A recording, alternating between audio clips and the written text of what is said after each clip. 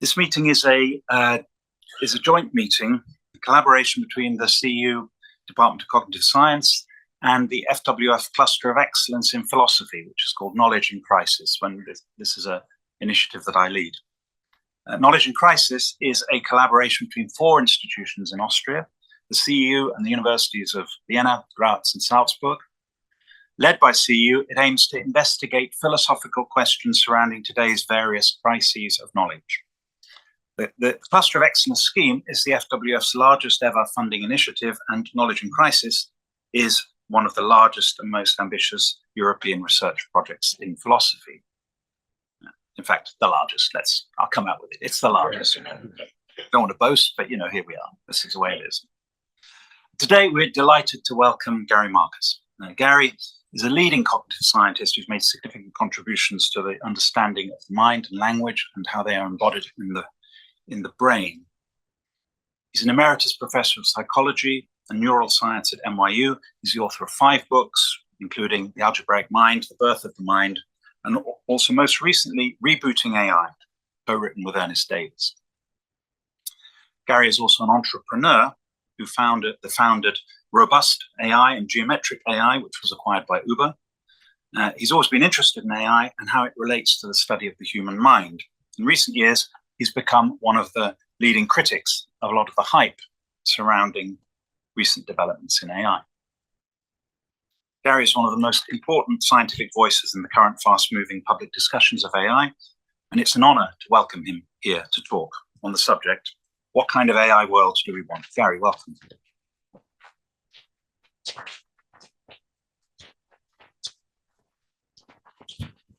Thanks very much for having me. We started just a few minutes late because my spies in Washington told me that an important document was coming out at exactly 11 a.m., which is 5 a.m. In Washington, about AI policy that I thought might make me have to rethink and rewrite this entire talk, and I didn't want to be out of date. So what is about to be announced is going to be a plan by Senator Schumer, who is the Senate Majority Leader in the U.S., for what kind of AI policy the U.S. could have. I know 2 things about it so far. I've not gotten all the detail I want. Number one is it's not actually proposed legislation for doing anything about AI risk, which is most unfortunate. It's merely a white paper after almost a year's, I can't think of a polite way to say it, a year's discussion about what to do. And second of all, my spy in Washington, who knows me and knows what's coming out, but can't tell me exactly what's coming out, said that I will find it to be insufficient, which hardly surprises me. So I will basically proceed with my talk as planned, despite what is about to happen in Washington. And I'll give you more context around all of that in a moment. Okay, so what kind of AI should we want? We are on, I would say, a precipice between a positive AI world and a negative AI world, or probably something in between. The positive AI world, which is part of why I've always worked on AI, is that we might conceivably have AI that advances technology, advances science. You can think about how hard biology is, how many molecules are floating around in every cell in your body and so forth, and realize that no scientist is ever going to be able to really keep all of it in their head. If you could have an AI that could reason causally as a scientist does and do all the computation that a big cluster of computers can do, that it might be fabulous. We might make advances in things like Alzheimer's that we've kind of been working on for 50 years without progress. Be great. We could imagine that we would make advances in agriculture. Maybe we could feed everybody. Maybe everything would get cheap. So there's a positive AI vision. And then there's a negative AI vision, which I suppose I'll be talking about today, where AI causes a lot of problems in the world. One way of answering the question of what kind of AI we should want is that we should want one that is consistent with human rights and human dignity. I think we should start there, thinking about things like the UN Declaration of Human Rights. And I'm not the first person to have this thought. So UNESCO posted a global standard on the ethics of AI in 2021. And it starts in, I think, the right place with the respect, protection, and promotion of human rights and fundamental freedoms of freedoms and human dignity. I think this is an excellent way to think about what kind of AI we should want. It should be for humanity. The White House released a couple of years ago what they called a blueprint for an AI Bill of Rights. Now, mind you, a blueprint, and this gets to Schumer a little bit, a blueprint for AI Bill of Rights is not actually law. It's a proposal about what we ought to do. And it's a vague proposal, but a very well-intentioned proposal. It says, for example, we should want AI that is safe and effective. Who could argue that? We should want AI that has protection against algorithmic discrimination, that allows privacy. This is not a law in the United States. You have your EU AI Act, and I am jealous. We still just have gestures around these things. And even after Schumer's announcement comes out later today, we will not even have any proposed law in the US Congress to deal with any of this. What kind of AI do we actually have right now? I would argue that the AI that we actually have right now is technically and morally inadequate. We just have one form of AI right now. I like to think that AI is in its infancy, or maybe more properly in its adolescence. Like, it's starting to be able to do some things, but it's not very well controlled and it's not very reliable. So the AI that everybody focuses on almost all the time right now, and that almost all the research is focused on, is generative AI. So that does things like you type in a prompt and it spits back some paragraphs. If I were really lazy, I could write my own talk that way. I could say, what could Gary Marcus say about the limitations of generative AI? And it would spit back a few paragraphs. They might be bland, but probably they'd be things that I actually say. There's a lot of data about me, and most of it would probably be right. Or I could say, draw a cool picture to illustrate, the brain or whatever, and I get back something from generative AI. So everybody's focused on this kind of stuff right now. But it's important to realize it's just one possible approach to AI.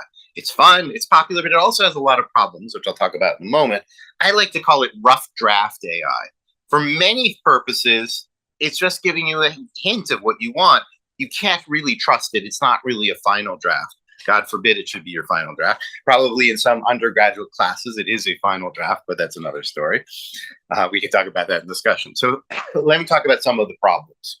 One is that generative AI has a factuality problem, maybe a stupidity problem as well. Which weighs more, 1 kilogram of bricks or 2 kilograms of feathers? And this is a kind of typical generative AI response. It's 3 paragraphs. There are no typos. It's grammatical. I can't produce text with as few typos, so there are some things that are nice about it. But wait a minute, 1 kilogram of bricks and 2 kilograms of feathers weigh the same? The facts are a little bit problematic here. By the end, we're told that 2 kilograms of feathers would weigh slightly less than 1 kilogram of bricks. Yeah. I didn't have time to update my talk. Doug Hofstetter gave me a great example last night that was sent to him. Solve a puzzle for me. Sure, I'd like to help. What kind of puzzle would you like me to solve? Says ChatGPT. And the person asked, well, a man and a goat are on one side of a river. They have a boat. How can they go across? And ChatGPT says, the man takes the goat across the river first, leaving the boat on the original side. Then the man returns alone with the boat. He leaves the goat on the other side and takes the boat back to the original side. And wait, it gets better. Finally, he takes the cabbage across the river. I'll explain the cabbage in a minute. I'll come back to that. All right, we'll leave that as a mystery for now. Here's one more example. A lot of people send me biographies written by these chatbots, biographies of me, and you could use them to introduce me. I'm glad that you didn't. Thank you. But you could have said some of the stuff at the beginning. He's a distinguished cognitive scientist, author, an entrepreneur. I think you left out the entrepreneur thing, so maybe you could have gotten something on ChatGPT, or maybe you chose to leave it out. I don't know. The first few sentences are fine. They're a little vague. It doesn't say that I sold a company and blah, blah, blah. But then it gets to, notably, some of Marcus's more piquant observations about the nature of intelligence, which is that phrase probably actually exists in literature, but usually it's followed by, are inspired by his children. Here, it comes out with, are inspired by his pet chicken, Henrietta. I am here to break the news to you that I do not have a pet chicken, and nor do I have any pet named Henrietta. So I gave this talk in Munich at DLD, if you happen to know the conference, a couple of months ago. I used the same example, and someone sent me something awesome afterwards, which is the picture on the left, which helps me to explain both the cabbage, I'll get there in a second, and Henrietta and the chicken. So the thing they sent me, remember, my name is Gary Marcus. So there's a Gary Oswald, who is an illustrator, who illustrated a book called Henrietta Gets a Nest. So how did we get to Gary Marcus owns a pet chicken named Henrietta? Well, what these things do is they pastiche, they put together little bits of text, and they do some other stuff like replace things with synonyms. They do a bunch of paraphrasing. But fundamentally, they're just copy and paste machines with kind of a fancy thesaurus. So they copy and pasted a bunch of garbage. So what LLMs say comes from the superficial statistics of how words get used, not from a rich understanding of how the world works. So they may seem smart from time to time, but the truth is they can't sanity check their own work. So where did that cabbage come from that the person didn't even ask anything about? Well, there's a whole bunch of these carrying the goat across the water problems. It's like a common form of logic puzzle. And often people mention cabbage. So it wasn't even mentioned here, but it's drawing, it's pastiching together these little bits of text, including ones they mentioned cabbage. It's not that it has a mental model, and I'm glad we're in a cognitive science department, or some of you are from a cognitive science department. You know what it is to have a cognitive model of the world, a mental model of the world. There's no mental model here of the goat and the boat and so forth. It's not as if somebody said, here's your mental model and you should include cabbage in it. It's just pulling together little bits of text. So what I've been giving talks like this for years. Gary probably heard me give talks like this 20 years ago. It's sad that I'm still doing the same thing, but some of us never grow up. And so what people used to tell me was, we're going to solve this. How are we going to solve it? Well, we just need more data. And when that didn't work, they came back to me and said, well, we just need them to be multimodal. If we just ground them, we give them a little vision, that'll be great. They were telling me this like 2 years ago. You could find dozens of tweets on Twitter that Marcus is an idiot. When we have division stuff, it's all going to be solved. I mean, literally dozens, maybe hundreds of tweets like that. So finally, people started actually putting in the visual input in the last couple of years. They didn't solve anything. In fact, we have the things I called that I mentioned before, we often call hallucinations. Now we have multimodal hallucinations. So you say to the clock, into the system, what time is shown on the clock? And it says the clock shows 10:07. Does anybody know why that crazy answer came out? It turns out that if you look at ad copy for watches, they're almost always 10:07 because the hands are pretty in this nice symmetric way. And so you get 10:07, so that's popular. So it's taking something that's statistically frequent rather than anything that's rational. And the kind of same thing on the one on the right. How many sides does this shape have? Well, there's a lot of data with octagons and 8 sides, and they're sort of somewhat close in pixel space, and that's good enough. It doesn't know how to actually count or what it is that would be necessary in sufficient conditions for being an octagon. So it's been a rough week for me as a person who splits his time between giving AI talks and writing stand-up comedy as he gives them online, improvising. So earlier in the week, the big fear for me, I always have a fear like this, there's going to be some breaking news. And the breaking news I was worried about is we all knew that OpenAI was going to make huge announcements about a new model. Was I going to have to rewrite my talk? I never have to rewrite my talk. I just have to add examples. I wasn't really that worried. But here's ChatGPT 4.0 that was released on Monday. And already, by the time I came home from dinner, an hour after it was released on the West Coast, people had sent me a stream of examples like this. I didn't even have to try it myself to find stuff like this. Who was the first elephant to swim across the English Channel? This is ChatGPT's latest and greatest model, 14 months after ChatGPT 4 came out, and after every day for those 14 months, some quote influencer on Twitter, actually more than one, wrote, "We are expanding so fast, we're growing exponentially." None of these people actually know how to actually graph an exponential. I'm guessing many people in this room know what an actual exponential is, what an exponent is, how to fit a curve. So 14 months of people saying we are growing exponentially. ChatGPT 4.0 is doing exactly what ChatGPT 4 did. Who was the first elephant to swim across the English Channel? The first elephant to swim across the English Channel was Jumbo, an Indian elephant who made this historic swim at 1959, swimming, starting in Calais and ending at Dover. This feat was a part of a publicity stunt arranged by a circus owner. All of those words make sense, but they don't make sense together. There's no elephant, I assure you, that has swum from Calais to Dover. So, famous science fiction writer actually read me post about this and said, I wrote a science fiction story about this once, and it might be that it actually gloms some of what I did. It has no idea what fiction is and what isn't. All right. Gen AI also has a toxicity problem. I don't read this slide aloud. You can read it for yourself. It is so vile. I don't choose to. But it's very easy to jailbreak these systems. We have these so-called guardrails to make them safer. None of them really work. You can make an automated system that will get them to say horrible stuff.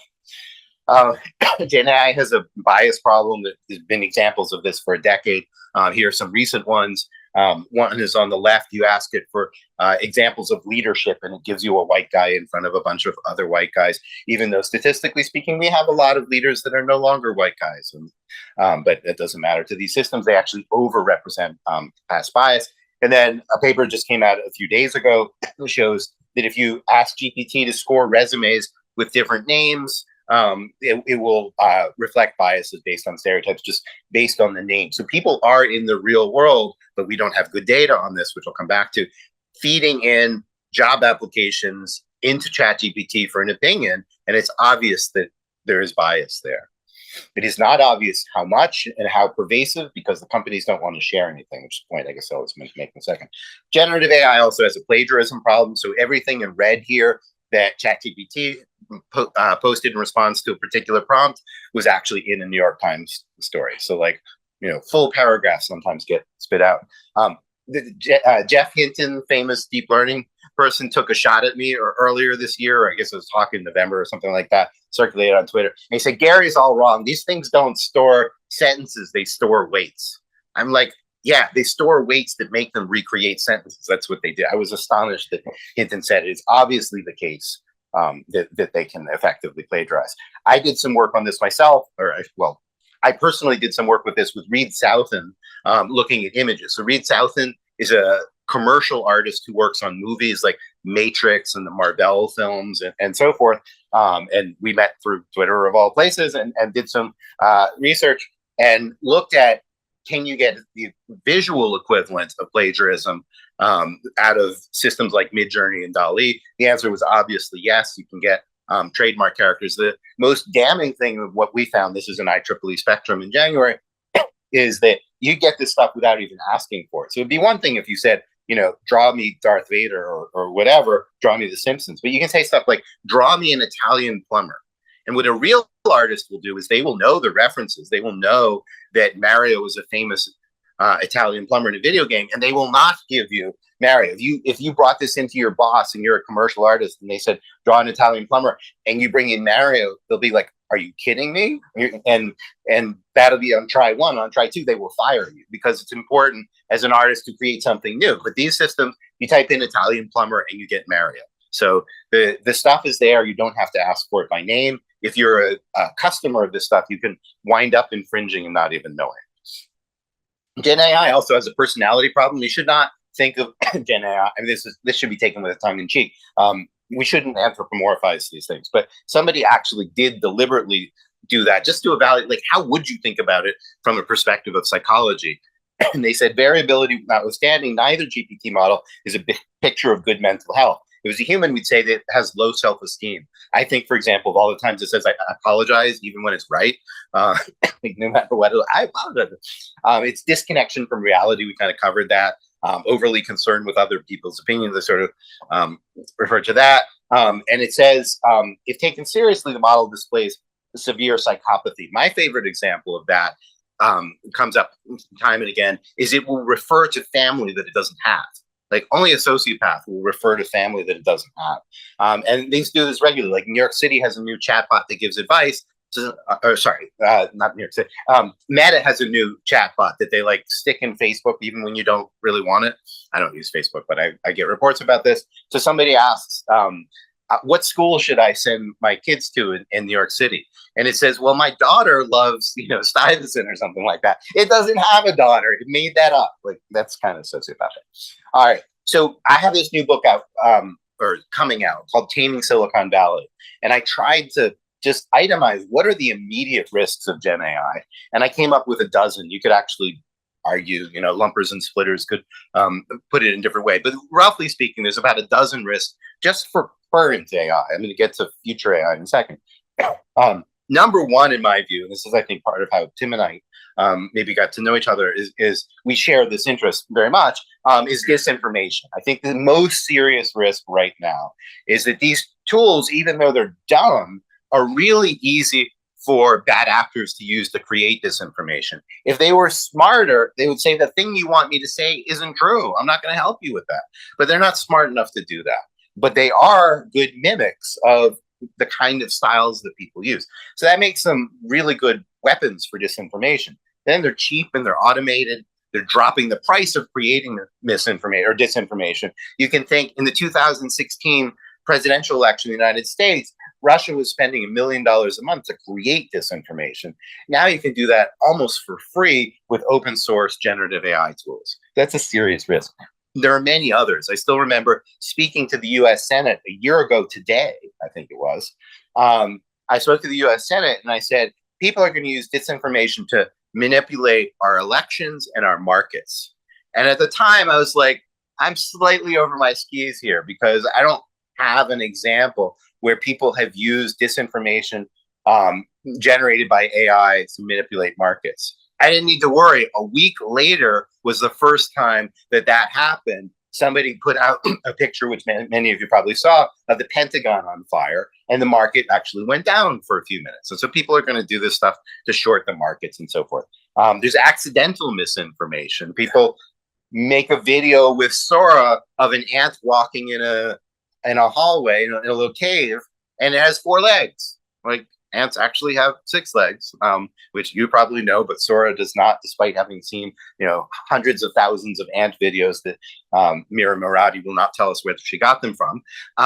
So the systems will make up misinformation and spread it through the information ecosphere. They'll tell you that I have this pet chicken that I don't, etc.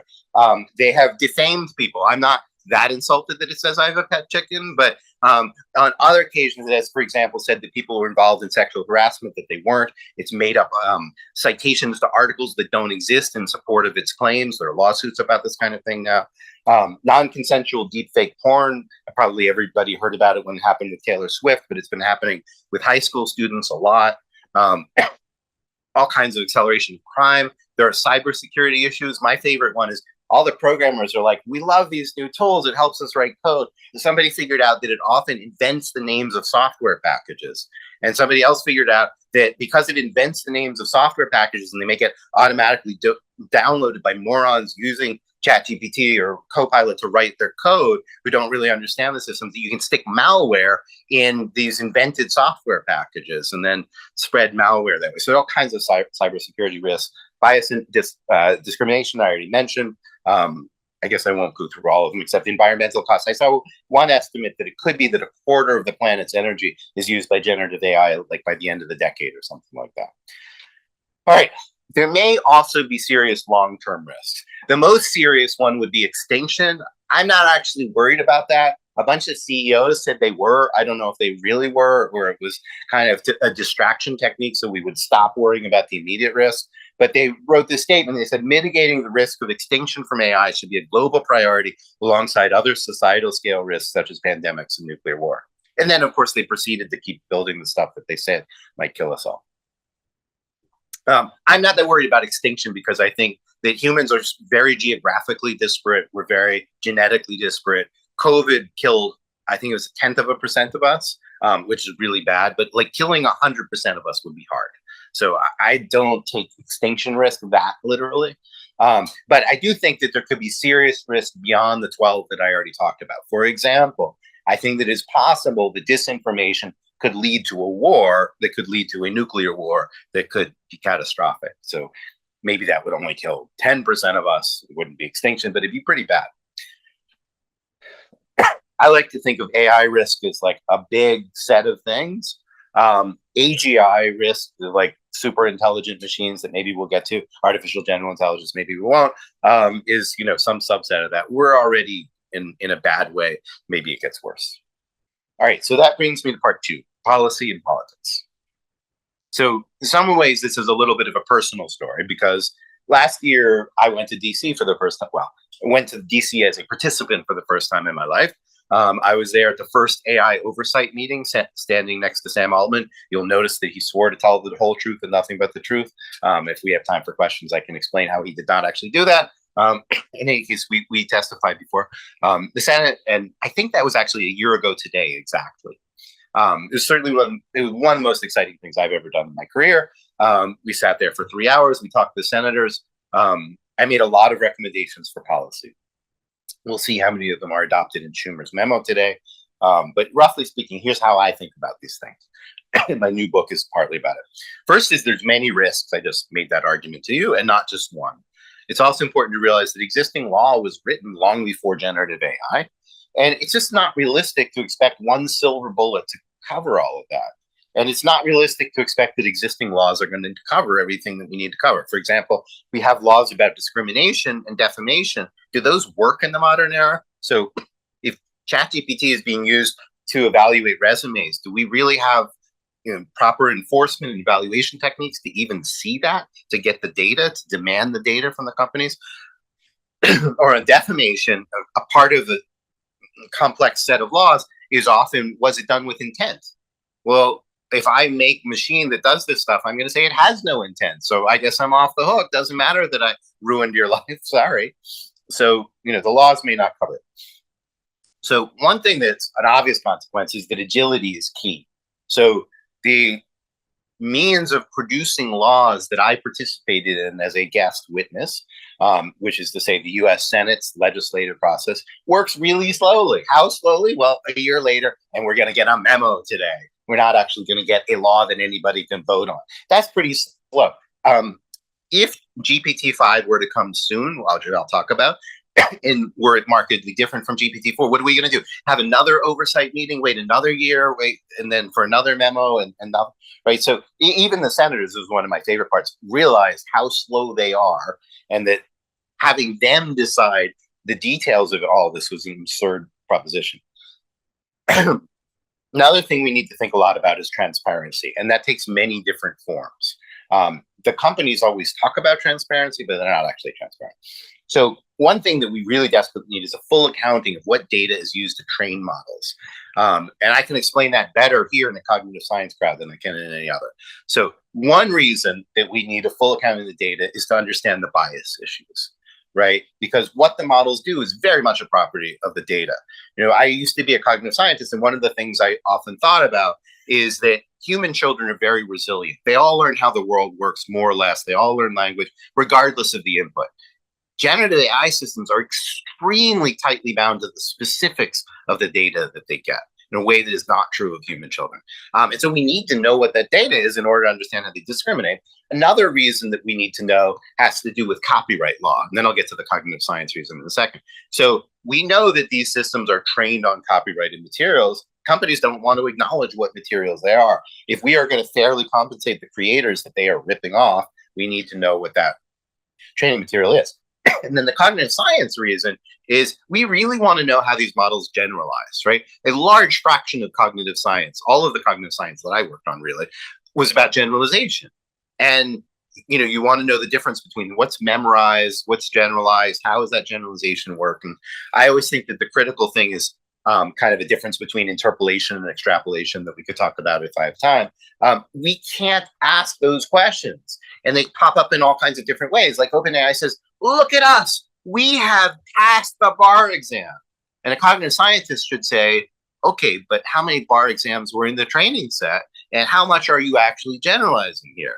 And if you actually look at the GPT-4 paper, all they say about their data is we used a variety of publicly available, this is their phrase, and commercial sources. Well, first of all, publicly available doesn't mean publicly domain. It means they could find it somewhere, which is like I had a chair on my porch and somebody stole the chair, even though it was on my porch. It was publicly available. So you have that issue. And then they may have had like 300 bar exams, and they did the most superficial analysis that any peer reviewer would have said is not good enough. They looked at verbatim repetition in the test set and the training set, which they didn't share with the public. And they said, okay, there's no contamination here, but we know the system's paraphrased a little bit. So that's not really a good test. So without a full counting of the data, we can't do the cognitive science we need to do in order to do the engineering that we might want to do to mitigate the risks. So it's really important to get the data. We should have a full accounting of all AI-related incidents. The White House has done a little bit towards this. The EU AI Act is much better about this. Of course, it's not actually functioning yet. It's only been passed. We also need full disclosure of all testing that's taken place internally. Some of you will none of you, a few of you are old enough to remember, but some of you will be aware of the famous case in the United States where Ford manufactured a car called the Pinto that was prone to exploding when it was rear-ended. So the gas tank was kind of in the wrong place. They did a bad job of it. And they knew about this. This is the terrible thing. And a lot of people died, but they made a calculation that the amount of money to fix it relative to the profits of blah, blah, blah. And they said, well, we'll just go ahead and do it anyway. We don't want this to happen with AI. These people know that there's a problem. And I'll mention one other piece of AI news today, by the way, that's very relevant. Ilya Sutskever, who was one of the co-founders of OpenAI, just resigned. And that made him the fourth person deeply concerned about AI safety to resign from OpenAI in this calendar year. That's a lot. There are things that they know, I suspect, that are material, that are not being disclosed. All the people that resigned are under non-disclosure agreements because that's how business works. And so it's not becoming public. We need to force this stuff to be public. Another thing that we need is an FDA-like approval process for large-scale deployment. So there was talk of pausing AI. Really, if you read the letter, which I signed, it said not pause all of AI, but just pause one specific project. We should do more safety research. But what we should really do, and which I suggested before the pause letter, is not to pause research. I mean, certainly not to pause research on AI safety, but we should say, hey, if you're going to deploy this to 100 million people, and this is something that this audience will appreciate, you are doing an experiment on the whole population without consent. And it's really the whole population. It's not even just the 100 million people. So let's say in the US, 100 million people start using ChatGPT, and let's suppose that it subtly influences the political process. And let's say I don't use ChatGPT. It still affects my election, right? So the entire planet is being affected by these systems, and none of it is going through an institutional review board, a human subjects board. That is not good. And you know what a human subjects board will always ask is, what are the benefits here? What are the risks, right? I did this kind of research for years and years, and that's what you fundamentally, that's what you're explaining. OpenAI actually did a little bit of this. They wrote a system model, a system card, in which they reported some of the risks. Their list was not so different from mine. And then they said, we're not going to tell you how it works. We can't promise we're going to mitigate any of this risks. We hope we can find something nice to do with this. And good luck, everybody. That's not quite how it should work. It should, when you get to the part about, we know this thing could be really bad, we're not sure what it's good for, somebody should say, okay, maybe you shouldn't release it yet until you figure out what to do about the risk or have a better argument about the benefits. They didn't have to do any of that, and they should have to do it. There should be post-release auditing by independent third parties. A really good example is the job discrimination stuff. So it should be possible for researchers who think deeply about this stuff to go to OpenAI and say, I want the logs. What are people actually doing with your system? Are they uploading resumes? Turns out the answer is yes. It turns out this is a big problem now. It's a big problem in part because now the people applying for jobs are using ChatGPT to write the resumes. The people recruiting are using filters to kind of figure out what's going on. So a lot of this is actually going on. Auditors should be able to look at it and say how much discrimination is going on. Right now, auditors have no power to do that. We should certainly have liability laws. There's a very strange law in the United States called Section 230 as part of the Communications Decency Act. And it was made with the noble purpose. The noble purpose was they didn't want the phone company, for example, to be sued if somebody made a phone call and said, hey, let's go rob a bank. Not the phone company's fault. And so what has happened is now the social media companies get the same protection. And in the early days of the social media system, that may have made sense. But what happened around, I think it was 2012 or something like that, is Facebook invented the like button. And that changed everything. I think it's been a terrible thing for society because what they also discovered is they made more money if people stuck around on the site longer. People like getting likes. And they get likes, it turns out, for saying things that are upsetting. So there's something called rage farming or engagement farming. And so what happened is instead of Facebook being a passive kind of transmitter of information like the phone networks, Facebook became this thing that was basically making more money if they could get people to post misinformation. because the misinformation got more clicks. This is one of the worst things that's happened to American society or the world society in the last decade. And they are shielded from liability. They can just do this as much as they want. That is a terrible failure of the United States government. When I was there a year ago today or so, there was discussion of this, even including Republican senators, Democrats and Republicans alike, saying this is terrible. Here we are a year later. That's going to start to be a boring refrain. Nothing has happened with it. In January, they brought Mark Zuckerberg to the Senate. You may have seen where Zuckerberg was forced to turn around and apologize to the audience. A lot of that discussion was about Section 230 and liability. Nothing has happened. We need layered oversight. I think a really good model here is what we do with commercial airlines. Commercial airlines are astonishingly safe. You put somebody up 30,000 feet in a flying bus. I mean, it's an absurd idea. And almost nobody dies. Like, it's really remarkable when somebody dies. And that's because we have oversight at multiple levels. So we have oversight in how you can build a plane, what can even get certified as being airworthy. And that in the United States is based on both national law and international, the ICAO organization. We have restrictions on how airplanes can be how they can be built, how they can be maintained, what the routes can be, how air traffic control works, what to do to investigate an accident. There's something super clever there, which is instead of making that about liability in a particular accident, because so many people could be affected, they say, forget about liability. We just want to figure out what happened so we can fix it. So this stuff is incredibly well thought through. Of course, it's iterated over years. It didn't grow overnight, but that should be our model here. Layered oversight for AI at every level of the process. How does the software get designed? How does it get implemented? How does it get deployed, et cetera, et cetera. I said this was going to be a half hour. I lied. Independent oversight with scientists in the loop. Super important. I'll get maybe in a moment to some of the reasons. But bottom line is we cannot trust that the companies are going to self-regulate around this stuff. I mean, give me a break. Money is going to, I won't take hours and hours, those of you who are looking at your phone right now. But also we can't really trust the government, certainly not in the United States, to get this right either. And we need national and global AI agencies. So one of the ways we deal with the agility that I mentioned at the top of the slide is we have to have organizations in each country that can move quickly, that are empowered to act quickly, and that know enough about AI.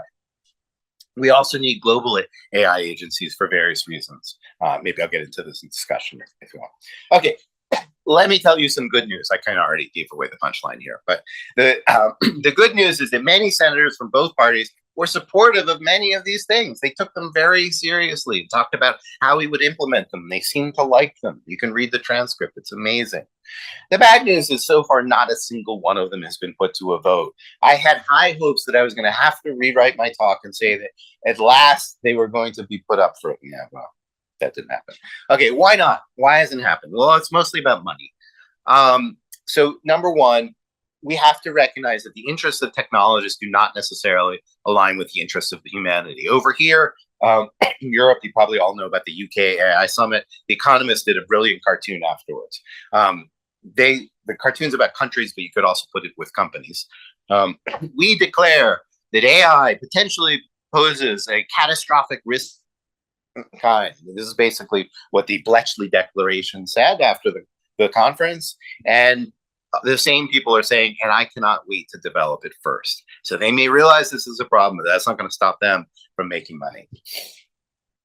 We shouldn't let the big tech companies decide everything for humanity. The single hardest problem, I think, right now in policy, I mean, aside from how do we actually get the policy implemented, is what should we do about open source AI? There are legitimate arguments for and against. Sidebar, what we're calling open source AI is not really what open source is. So real open source is you have the source code, you can modify the source code, you would have the data if that's a critical part of the operation. What we actually have is called open weight, or I would call open weight AI, which is you have the weights for the neural network that underlies the whole system, but you don't actually have the source code, you don't have the data. One of the reasons we do open source like web software and so forth is so that the whole world can debug the stuff and so forth. If you only have open weights, you can't do so much of that. So I'm going to ignore that for the moment. So you have people like Jan LeCun, who's the chief AI officer at Meta, saying, "Oh, this is great. It's going to make us everything move faster. It's going to be terrific." And then you have people like Jeff Hinton saying, maybe this will actually kill us all because, for example, if you make the stuff open, then bad actors might use it to develop bioweapons. Maybe that's not a good thing. There are genuine arguments here on both sides. We could talk about them. I don't know what the right answer is, but I will tell you what the right methodology is. The right methodology is to have a lot of smart people with different interests, a lot of stakeholders balance this stuff to think about the world. What's actually happening is that Mark Zuckerberg is making this decision for the entire planet based on his bank account. And with Jan LeCun's help, and LeCun is on Zuckerberg's payroll. But basically, they've literally decided for everyone. I imagine in some cafeteria, they decided that the benefits of an open release of Llama 2 would overwhelmingly outweigh the risks and transform the AI landscape for the better. And so they put their stuff out there. Now it's out. The entire world can use it. If there were legitimate counter arguments, didn't matter. They didn't register on Zuck's radar. They didn't matter on Jan LeCun's radar. The rest of us potentially screwed.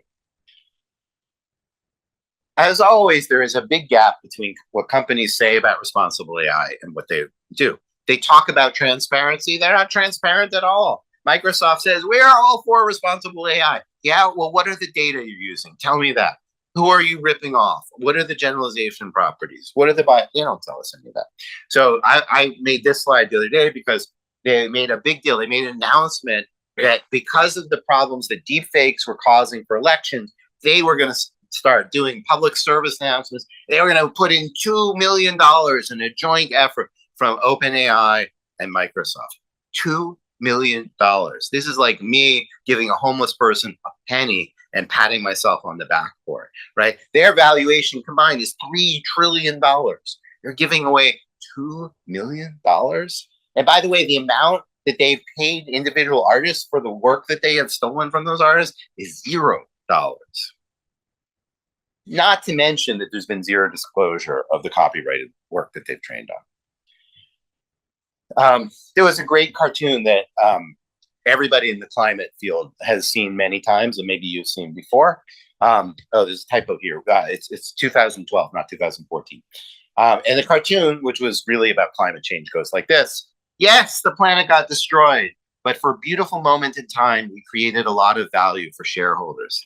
All right, that's a very dark cartoon. It's kind of funny and kind of bitter. Okay, but reality is on the right. This is Sam Altman, who runs OpenAI. In 2015, he actually said this.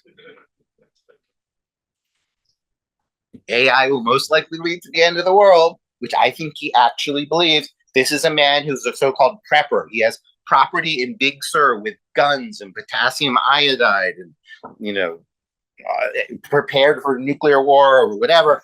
He actually believes the first sentence and he believes the second, and he's really happy about it. But in the meantime, there'll be a lot of great companies created. That tells you everything you need to know about one of the most powerful unelected leaders on the planet.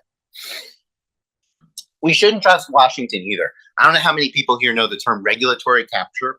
So regulatory capture is the idea that there's corruption in the government making the laws. For example, the companies that are affected by those laws influence the process.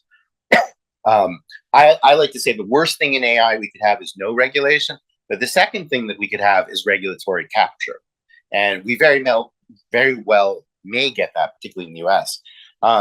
So Schumer, who I keep mentioning today, who holds so much power in the United States because he decides what legislation will go forward.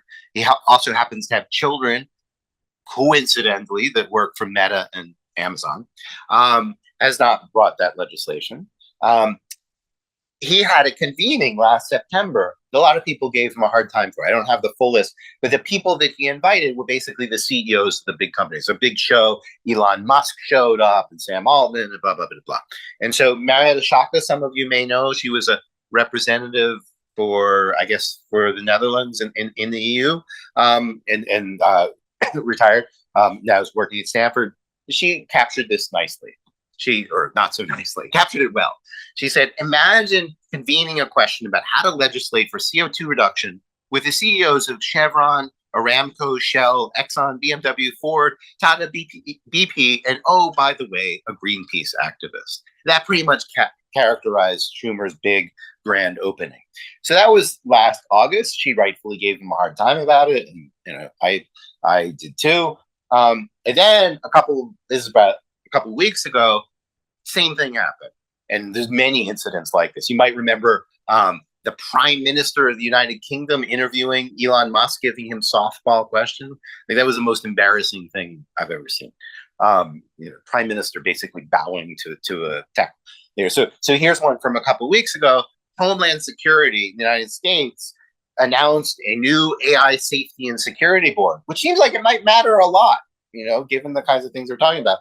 Like, people might put dumb AI into, weapon systems, for example. Maybe smarter AI will come along. This board matters. And what does it consist of? The CEOs of OpenAI, Anthropic, Google, Microsoft, NVIDIA, blah, blah, blah, blah, blah.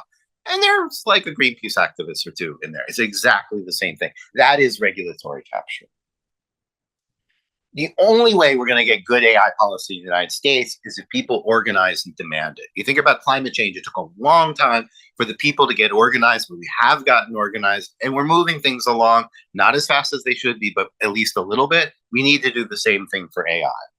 And we're facing right now the same challenges of apathy that we faced in climate change for a long time. That is why I wrote this new book, Taming Silicon Valley, is to stir people up and say, you've got to get involved here. If you don't, we're all going to be screwed. Okay, part 3, which I'll keep a little bit briefer, and then there's part 4. As we develop AI policy, we need to be realistic about the limits of current AI. And I think a really good example of this is that the US has what people are calling a chip war. What that means is there are these fancy GPUs that NVIDIA, pretty much only NVIDIA makes right now, only makes well, and the US is putting export controls on them, saying you can't sell these things to China. So, of course, China is pissed off. What does China do? They put in $140 billion into making their own. And then just a couple of days ago, they upped the stakes further, and they told their companies, don't buy NVIDIA chips, buy our local competitors.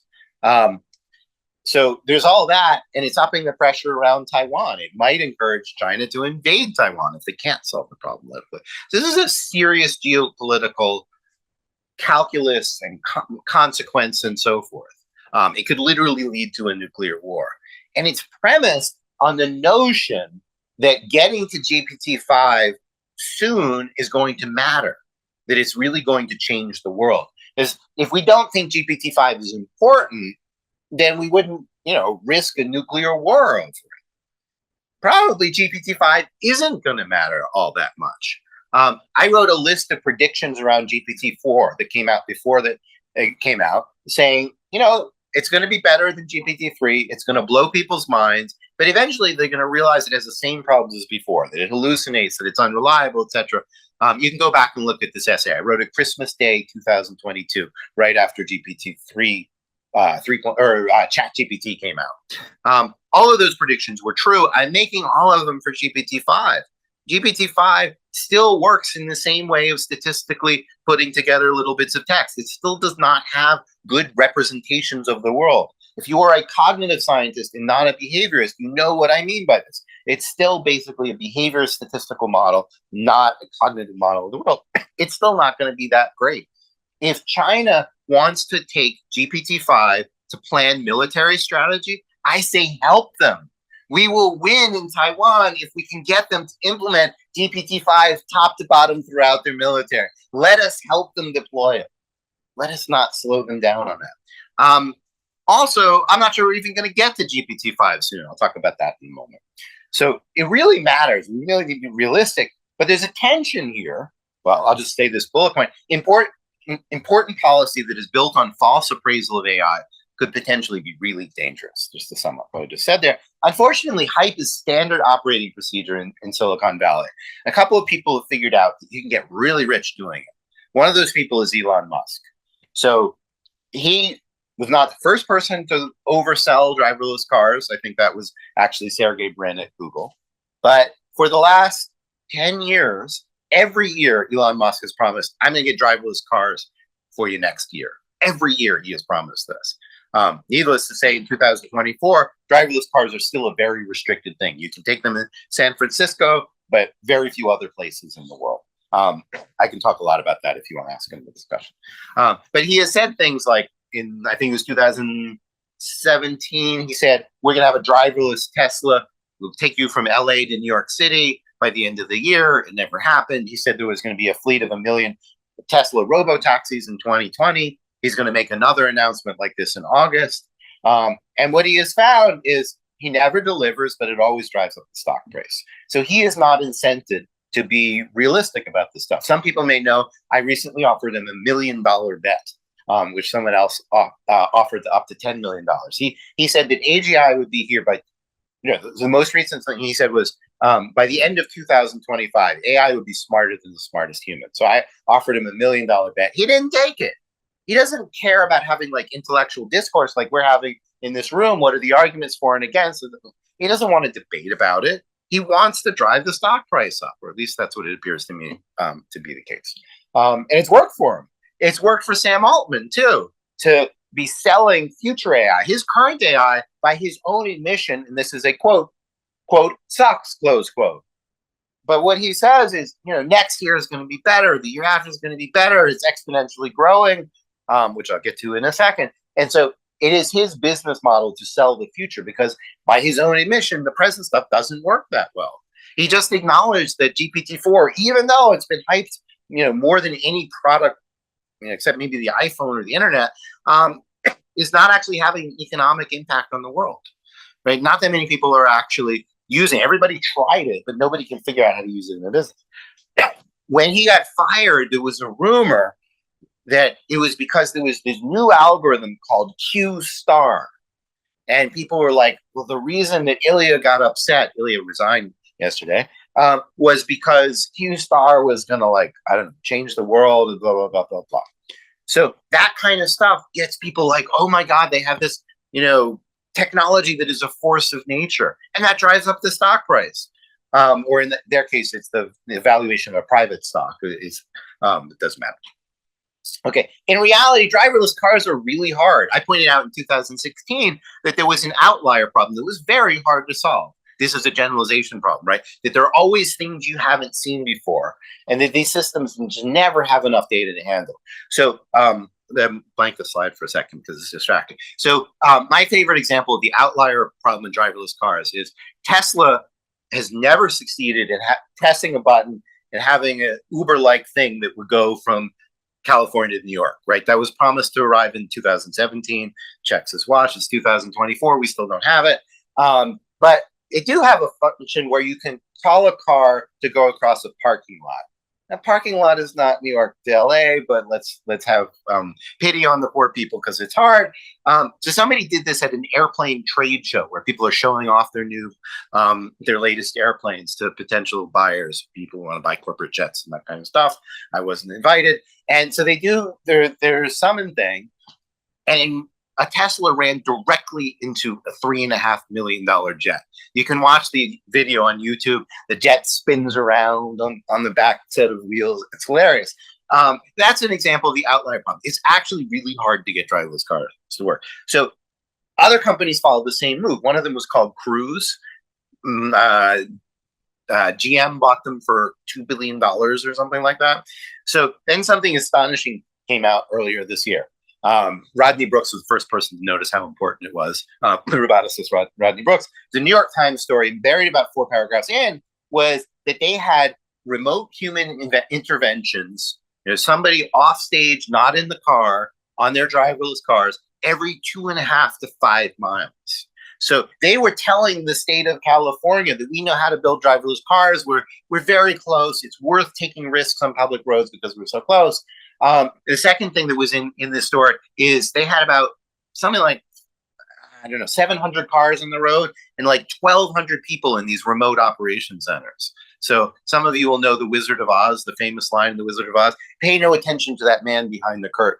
So what was presented as automated technology really had a lot of humans involved trying to make it all work. So in Silicon Valley's interest to hype this stuff, but it's in the government's interest to understand the difference between truth and bullshit. They're not doing a good job of that. This should remind you of another big story in tech, of course. In Q star, 6 months ago, almost to the day, everybody made a big deal of it. It's going to radically improve, blah, blah, blah, blah, blah, blah. When the OpenAI released its new model a couple days ago, did they even mention Q star? No, it's just another research idea that, is maybe fizzled out. It certainly hasn't made an immediate commercial impact. So in reality, I think we were actually reaching a point of diminishing returns with the current paradigm. There's a guy named Ethan Mollick, who's a Wharton professor who has a bestseller out now about how great AI is. I've not read the book, but having read this newsletter, I don't think I'm going to. He claimed that the current best estimates of the rate of improvement in large language models showed capabilities doubling every 5 to 14 months. I made fun of him, and you said you didn't. He said to me on Twitter, well, you didn't read the link that was there. So I read the link. He got the paper wrong. What the paper showed is that the models are requiring smaller amounts of processor every 5 to 14 months, but it didn't show they're actually getting better every 5. So he misread the study. And this prompted me to go try to plot the data. The data that I want do not exist in the form that I want for various reasons, some which I can explain later, but I did the best that I could. And the first thing I did is I plotted GPT-2, GPT-3, GPT-4, and then GPT-4 Turbo. This is March of 2013. This is April of this year. And so what you can see is, depending on how you squinted your eyes, you could call this part an exponential, right? But it ain't exponential anymore. If you continue the plot, we should be, off the chart. So, okay. So I know what a ceiling effect is because I was a cognitive psychologist for a long time. And so I said, all right, that's not fair because this measure is at 87 and maybe there's a ceiling effect and we can't get to, you can't really get to 100% on these measures because the measures aren't perfect. We'll give them the benefit of the doubt. So I tried to find another measure that went back that far. I couldn't actually, but I did the best I could. There's something called NYT connections. This is something that my now 10 and 11-year-old do every night. It's a game that's in the New York Times. And my kids are basically at 100%. AI right now is at 30%. So there's no ceiling effect here. And we go GPT 3.5, GPT 4 Turbo in January and April. It's the same thing. Like there were big gains, and now we're starting to slow down. The quote tech bros that are on Twitter who are surprisingly not adept at Bayesian interpretation of data, I'll say, well, GPT-5 is not out yet. How can you interpret anything? But hopefully some of you have some statistical knowledge in the room and you understand that you can accumulate data over time. You can try to fit curves and so forth. It's really obvious when you look at stuff like this that we are slowing down. Doesn't mean we've reached a literal plateau, but there's diminishing returns now. We have entered a regime of diminishing returns. It seems, the weight on that hypothesis is much stronger, or the evidence for that hypothesis is much stronger than the evidence that we were continuing this curve and still are. And somehow, we can't see that in the data. That's just absurd. Why is that? I think there are 3 reasons. One is there may not be enough compute available. So there's an issue. Even if you have access to all the world's machines, they're not close enough together. And so you can't really do the computation fast enough if you don't have a bigger cluster. So that is one possibility, might be part of it. Another possibility is we are running out of data. So how did we get from here to here to here? Well, when we were here, we had 2% of the internet as our data. And then we had a third of the internet. And then basically all of the internet. And so the data is driving a lot of the performance. There's not enough good data to keep doing that trick, right? GPT-4 basically used everything on the internet. They were desperate for data. They figured out that the quality of performance was dependent on data. And they did things like they transcribed YouTube videos knowing that they were violating the terms of service and might get sued for it and so forth. So they basically already used everything they could.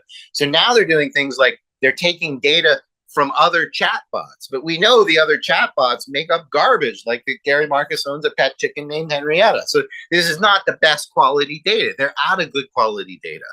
And so that's probably part of it. And then part of it is they don't really have a solution to the outlier problem. When I give you the thing about, going across in a boat and that case is not exactly in the training set, It's never going to be in the training set. Okay, that specific example will, because they read my tweets and they try to fix it around it. But there's going to be an infinite number of cases like that, and there's maybe we're never going to get that much better performance. This is from yesterday. Only the guy in the front row has any prayer of being able to see it, but I'm going to tell you what it says. This is plotting GPT-4o in these purple bars. That's the model that was released this week against GPT-4 Turbo that came out earlier this year, and GPT-4. What only Garrigate could possibly see is nothing's really happening, right? We're not continuing to get exponential growth here. We're getting little tiny improvements, and it's probably only little tiny improvements in the particular things they're fine-tuning on. So like they put in a lot of geometry problems, they did better on that, but someone has shown that the new model doesn't even do better on some reasoning problems. So here's an interesting thought that someone else kind of led me to the other day. They said, look, Apple was last to smartphones. They were not the first person to make a smartphone, but they made a better smartphone, one that was better conceived. Google was the 17th search engine. I used to use Alta Vista, which tells you how old I am. And the minute I saw Google, I knew it was better, and I stopped using Alta Vista. So a lot of the world right now thinks OpenAI is going to win this game, and this has given them a lot of power over the world. So like Sam Altman is treated like a head of state. Every head of state in the world essentially has received him like a fellow head of state. And it's all premised on the notion that Sam Altman is going to solve AI, he's going to make a ton of money, etc. That might just be wrong. He might well wind up being the Alta Vista of modern AI.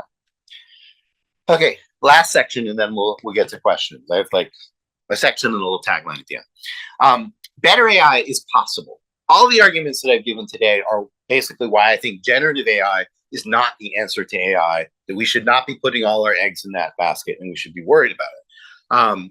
There's a typo here. I think it is possible to build an AI that is consistent with human rights and with human dignity, does a much better job. But to get there, we need to take some clues from the human mind. There's a great quote, which I repeated from memory, but it's at least very close to this, from Chaz Firestone and Brian Scholl. The human mind is not one thing, but many. And the thing that the lay public all knows, and I assume everybody in this room knows, as an example of this, is Kahneman's famous two systems, the late Danny Kahneman's two systems of cognition, which he calls system one, system two, and which I call the reflexive and deliberative systems. I assume everybody in this room knows it, or at least all the cognitive scientists in the room surely know it. So humans have, I would say, not just two systems, but really many. But this is like a cartoon that I think even people who don't know a lot of cognitive science can immediately apprehend. And AI actually has parallels to those systems. So generative AI is basically system one. It's reflexive, it's intuitive, it's data-driven. It is not deliberative. It does not really reason properly, as you can see in the many examples I gave today. Classical AI, which for those of you who don't know, it just looks like computer programming, typical computer programming or algebra or logic, is really good at deliberation and reasoning. That's essentially what every ordinary computer program does, is to reason over a set of premises. And so that's what classical symbolic AI, sometimes they call it good old-fashioned AI, does. Now, the sad thing, well, there's really two sad things. The first is they both suck. So they both have their strengths, but they also have their weaknesses. So generative AI is really good at learning. You can pour in enormous amounts of data, and they can do something with that data and even make a reasonably good approximation of just about anything. But they are terrible at reasoning. They're incredibly data hungry. To work at all, they need massive amounts of data. They're uninterpretable. They're black boxes. We have no idea how they work or what they'll do. So the example I gave with the boats and the goats and stuff like that, I posted it last night. Hofstadter sent it to me. And within an hour, there were like 20 people. I can replicate that. No, I can't replicate that. I tried it on GPT-4. I tried it on GPT-4o. I tried it on Claude, whatever. And everybody gets a different answer. Like, nobody knows even how these systems are going to work on any occasion. They're completely stochastic. And they're completely opaque. Nobody can say, well, the reason my system with my prompt got it right and your system with your prompt that was slightly different got it wrong is such and such. There's nothing like doing like, solving 4 equations and 4 unknowns where you can actually say what the steps are and how you fill it out. It's completely uninterpretable. We saw that it's prone to hallucinations. On the positive side, it's scalable. You get more data, you can get it to do more stuff. And it's grounded in language use rather than the world, which I count as a negative. My negatives are obviously in red. Classical symbolic AI is almost the polar opposite. It's almost a complement of it, right? It's good at reasoning. It's not very good at learning. There's a little tiny field called inductive logic programming that has some kind of toy examples and stuff like that. But nobody could really argue that classical AI is good at learning, right? Classical AI is filled with rules about how things work. Almost all of those rules are handcrafted, which I count as a negative because it takes a lot of work to handcraft the rules, and there's never enough of them. There's a huge effort by Doug Lennett called Psych, and his last paper is with me last summer. It's a very interesting paper, I do say myself. All that stuff, Psych has millions of pieces of knowledge. They're all hand-coded, and it doesn't really scale very well. It's taken him 30 years to get there, and he claims he's got half of what he needs, and probably that's a very generous estimate. I don't know why I put data efficient. I just made this slide, and I retract that one. Objection withdrawn, so to speak. They are interpretable. We know, at least in some cases, how these symbolic models work. They don't hallucinate. They're fundamentally databases. Classical AI systems are databases. And they do comparisons over their database. They pull things out of the database. They see if they can reach some fact by reasoning relative to that database. They don't make stuff up. They are not going to say, I have a pet chicken named Henrietta. They're going to say, I looked in the database. There is no record for a pet owned by Gary. Sorry. And say with high confidence, I don't know the answer. They could say, it's possible he does, and I can't find it in my sources. But they are not going to declare that he has a pet chicken named Henrietta, ever. And they are grounded in facts, or can be grounded in facts. So they're like completely opposite systems. And both really like not up to AI. They both suck. People used to complain about this stuff, and they would say the problem with the symbolic systems is they are brittle, right? You give them a problem, you give them a slight variation on the problem, they don't work anymore. And the way that we solved that problem then is we paid graduate students to fill in with more rules to cover the exception cases. And it was a terrible system. Graduate students would spend years, the systems would never scale. People did this with expert systems, if you know what those were. So they would do medical diagnosis, and they would look like 90% of the time, but they would never get this long periphery of exceptions. So people said, they suck, let's not use them anymore. So instead, they built these neural network things. And you know what? They're just as brittle. The only difference is instead of paying graduate students to fill in the cases, they pay Kenyan workers $2 an hour, but it's the same thing. All right. So I already made this point. I guess neither approach has worked on its own. So the answer is screamingly obvious, but there is politics and sociology. What is the answer? Obviously, we need to find a way to combine these systems. What else could the answer be? If there is something else, please tell me. I'll make a lot of money out of it. I assume that the answer is that we need both. So the human mind combines both. Not perfectly. Like, I can give you a million examples of where these two systems come in conflict and we don't resolve them well. I wrote a whole book about that called Klooge, which The Economist just recommended yesterday, 16 years after I wrote the book. Or last week, sorry, The Economist recommended 16 years later. My whole book, Klooge, is really about the tension between these systems. And when humans are able to get them to work together and more like when they aren't. But that is what we do. We combine both systems. We have intuitions, and sometimes we say, I'm not going to trust my intuitions. I'm going to do this deliberative reasoning. This is different from the other cases I've seen before. I need to reason over it. AI, on the other hand, has tried to make do with one or the other. And here's the really sad part about sociology. And those of you who are in the academy, which is most of you in the room, understand some of the dynamics. Grant money, graduate students, prestige, right? There have been two traditions going back to the 1950s. And the people running these two traditions hate each other. And that is not an exaggeration. Marvin Minsky worked on the symbolic stuff. Frank Rosenblatt worked on the neural stuff. They went to the same high school in the Bronx in the 1940s. I don't know if that's a coincidence or not. I always imagine them like fighting in the 40s or something like that. So there's been this long-term animosity, years and years. Like when I was in grad school and you were first hearing me give talks, people in these two fields hated each other. They still do.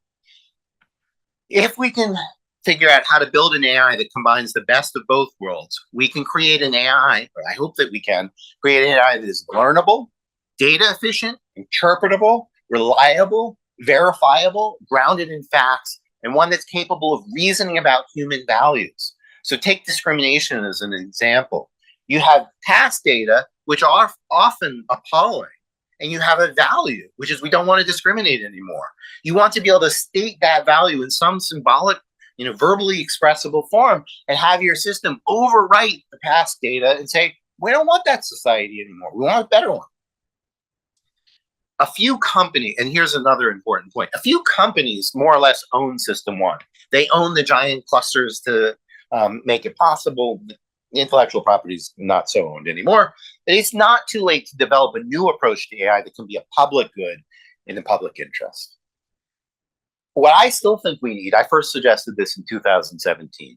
I was the first person, I believe, to suggest this. I think two people did around the same time. Is a CERN for AI. So I suggested in the New York Times piece. I said, AI is not really working that well. We need something like CERN where we all work together on things that the big corporations don't really care about, but they're important for the world, like medicine. The specific example I gave there was teaching systems to read with comprehension so we could advance medicine. Imagine a huge project, multinational project, that is not motivated by money, but by people wanting to advance science the way they do with CERN.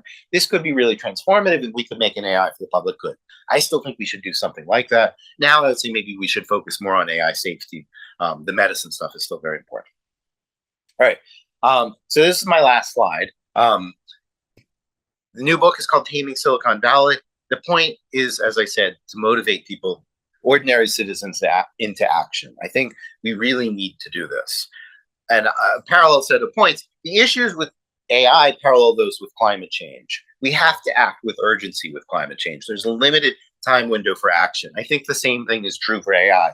With climate change, people actually know how long we have to act because we can build detailed models, how the temperature is changing over time. We can't do that in AI. There's much more uncertainty in AI. We don't know when artificial general intelligence is going to come. We don't know what the next innovation is going to be, but we can already see the writing on the wall. We know we do not have forever to get this right. In climate change, it has become abundantly clear that we can't count on the government to do the right thing, speak up. Finally, we are speaking up. Finally, we're getting some results. So grassroots action is essential for climate change, and I think for AI too. That is, again, the point of this book.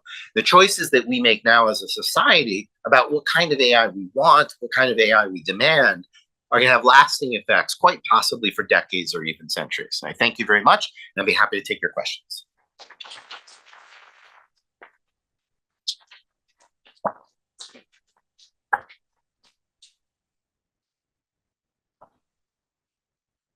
Thank you very much, Gary. Wonderful talk. Thank you.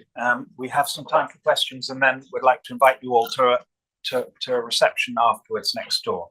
But we will start. I see a hand. I saw a hand somewhere. Yes, gentleman here in the front row, and then the gentleman behind. Keep your hands up, and I will try and register. Very much, Professor Marcus.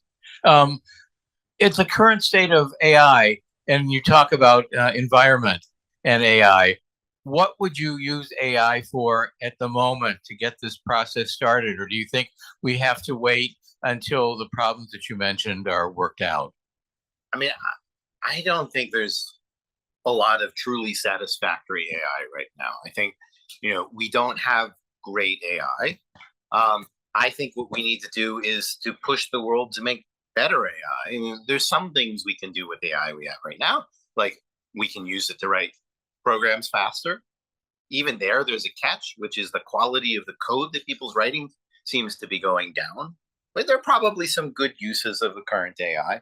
There are other kinds of AI I didn't talk about today that are boring, that are fabulous. My favorite is the the point-to-point navigation that GPS gives us actually uses AI. It's a very simple algorithm that minimizes distance or time or whatever. Fabulous AI. We can use that. The best piece of AI we have for working on biological questions right now is AlphaFold 3, which just came out. I posted a tweet last night where somebody analyzed it. It actually still has a bunch of problems. It is better than AlphaFold 2. It helps with the protein fold problem. We still need to do empirical work. It's not so good that we can just trust its output. So there are some pieces of AI that we can use in some ways, but I think the best thing that we could do is to build better AI. Like maybe 5 years of hard work making a better AI could lead to so much positive that it outweighs 5 years of futzing around with this stuff that doesn't work very well and causes a lot of problems. Thank you. Thank you for your talk. Can you hear? Yeah. Okay. So your recommendation for future development of AI systems was very fascinating to me. So the idea that we should combine generative, symbolic systems with neural network-based systems, but I can't wrap my head around how do you do that exactly. So do you have some ideas about how could we bring these two approaches together? A third system which somehow combines these two, or how do we move forward with this proposal? First thing I'll say is it's hard and there's not one way to do it, but many. And part of the skill is going to be learning the many ways to do it. The second thing I'll say is that it's not enough just to bring these two systems together, that needs to be done in a larger context. So I wrote an article in 2020 that I still stand by called The Next Decade in AI. And I said that there were 4 steps. So one is just finding a way to have these two systems talk to each other, which is very non-trivial, right? Because the neural networks aren't interpretable. So we don't know exactly what's inside of them. That makes it hard to interface these systems. So problem 1 is how do we interface the two systems so they can talk to each other? Part 2 is we need huge databases of knowledge. So there used to be a tradition in AI of trying to encode knowledge in machine interpretable form. And Psych, which I mentioned, is the best example of that, but it has its own flaws. Right now, nobody wants to do that work. I think we still need to do that work. So even if you had that kind of perfect master algorithm, if you didn't have the right knowledge to go with it, I don't know how useful it would be. And maybe a simple analogy there is whatever is like a good way of doing general intelligence, every human is born with that. But still, how good an engineer a particular human is, or how good an artist or whatever, depends on a lot of training, a lot of knowledge that they get from the world. And so a smart AI system is not only going to have good algorithms for reasoning in general and so forth, but it's going to have a lot of knowledge. And then we do need to build better systems for reasoning than we have. The ones that we have are very good when there's perfect information.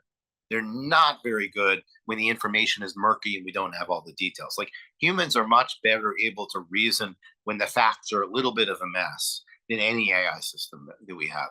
And then we need cognitive models, which again, cognitive scientists should know about. So for example, every time you watch a movie, you build a model of the world in the movie. There might be, for example, things that happen in the movie that can't happen in the real world, and then you go with that. So on the plane over here, I watched a movie called Poor Things that won Best Academy Award for Best Actress, Emma Stone. And she plays this very weird character who is a woman who tried to commit suicide, and then she was pregnant. They took the brain from the fetus that she was carrying and implanted in the woman. So you have an adult woman with the mind of a child. Well, that doesn't happen in the real world. But then you build a world model of what is going to happen and what is plausible relative to that assumption once it is made. And then it's a really interesting film that's partly about cognitive development, and it proceeds from those assumptions. You build a separate model of that world inside your head, and you can understand as she explores food and sexuality and her own independence and all of this kind of stuff. And you can reason about that world and the events that are in that world and where she is and what her relationships are with other people and all of this kind of sophisticated stuff. We don't know how to do that right now in AI. We don't know how to watch a movie and turn that movie into a mental model of the world that is unfolding in that movie. Somebody can solve that problem, would be amazing. Right now, we can't do it. The closest we could do is we could label all the objects. They're if you labeled the objects, you'd be here's a woman, here's a man. Willem Dafoe is playing the man with a lot of prosthetics, and that's about as far as you would get. You just wouldn't understand this movie. We don't know how to watch the movie and break it down into the into the psychological and physical and sociological assumptions in it. And I think that's an absolutely vital thing. We really don't know how to do it. The generative AI skips that step. It just predicts sets of words. And so that example I read earlier, it's a failure to build a model. So I say the man and the goat, or someone else said, man and the goat are on one side of the river. They have a boat. How can they get across? So your model should be man, goat, boat on one side of the river. You can think of Johnson Laird's mental model stuff, for example. There's lots of work in cognitive science on this kind of thing. And your model should not have cabbage in it. And so when you come back and you say, finally, he takes the cabbage across the river, that is not actually consistent with having built a model of the scenario that is there.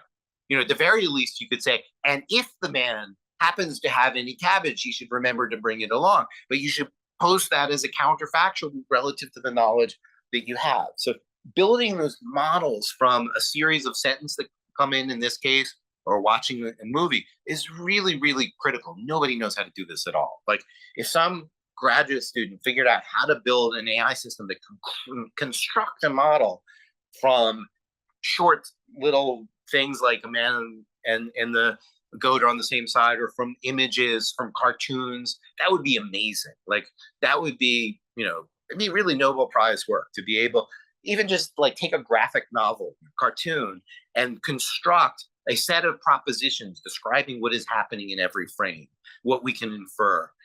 That would be an astonishing advance compared to where we are now. And that's part of what we need to make all this work. Gentleman next. Thank you for the great talk on the artificial intelligence. And I recognize that my question could be a huge association jump, but I would like to ask you about human intelligence.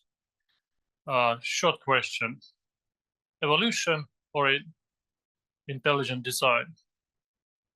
Evolution or versus intelligent design? Yeah. I mean, market or plan economy?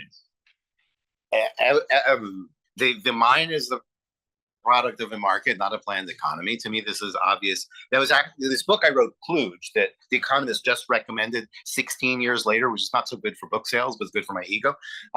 That book was in part an argument against intelligent design, because it pointed out the many ways in which human design could actually be a lot better.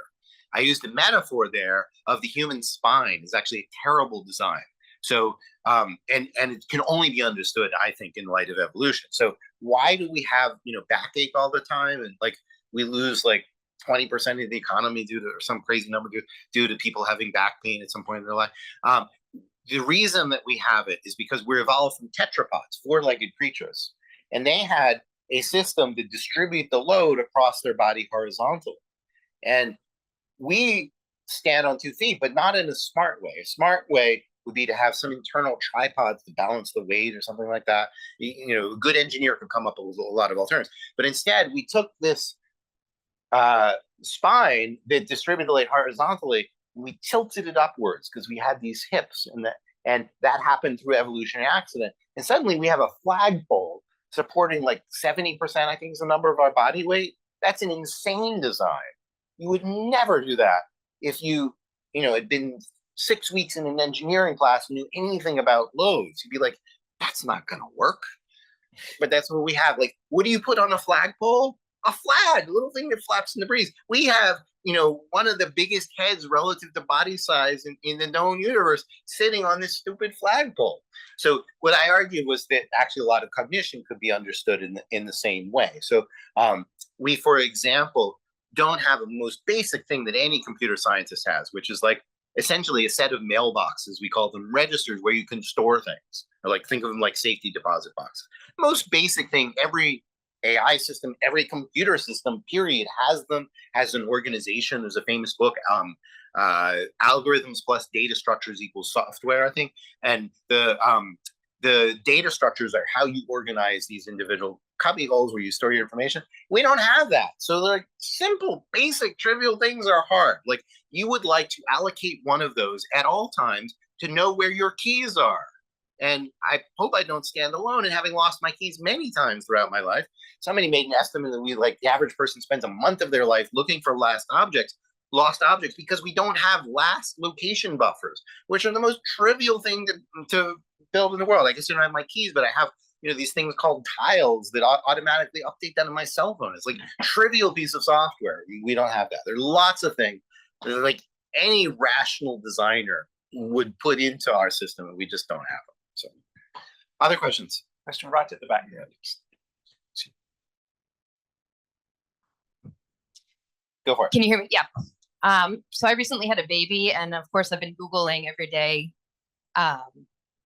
things related to babies, and the more I Google, the more I see that probably a lot of this content I'm reading is AI generated. So our data set that we initially drew from, a lot of this data to build ChatGPT is being tainted by more AI data, more AI pictures.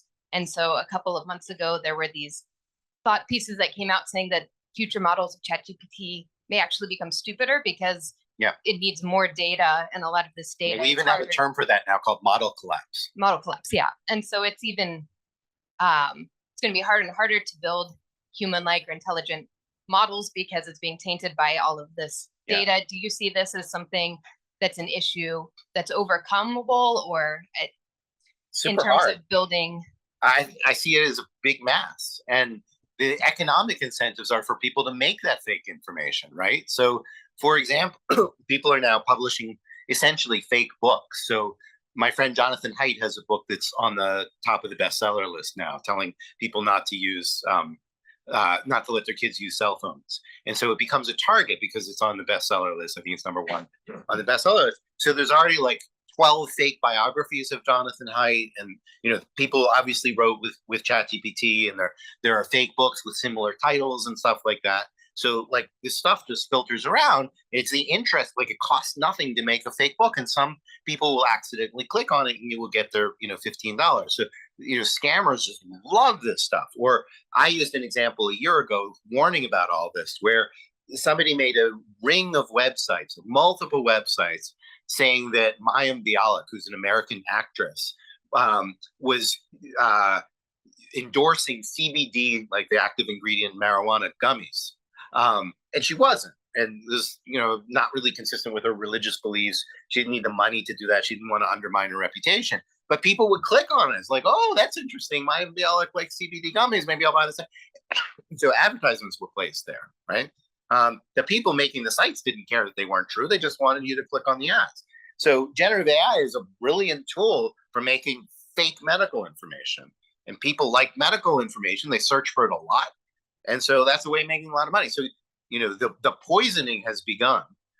There's a word Cory Doctorow formed that I love and have been trying to popularize.